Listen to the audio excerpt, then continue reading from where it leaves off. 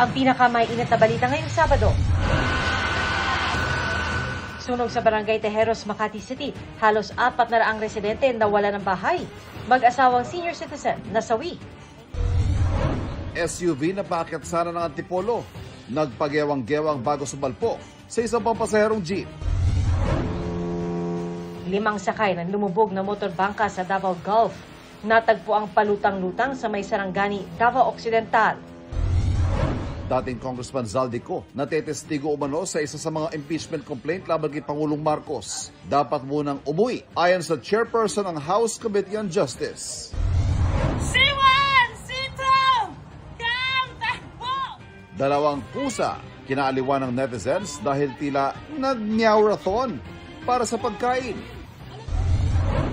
At kasunod ng wedding scene nila sa isang music video, Gabby Garcia at Khalil Ramos, tototohanin na ba yan?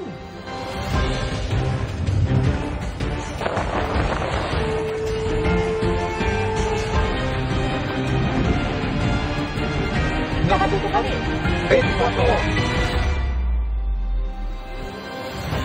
Magandang hapon po. Nagkasunog sa isang residential area sa Barangay Tejeros, Makati City.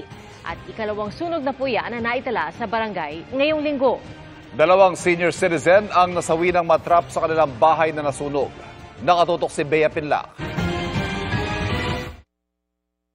Ginising ng nagngangalit na apoy ang mga residente ng Barangay Tejeros sa Makati.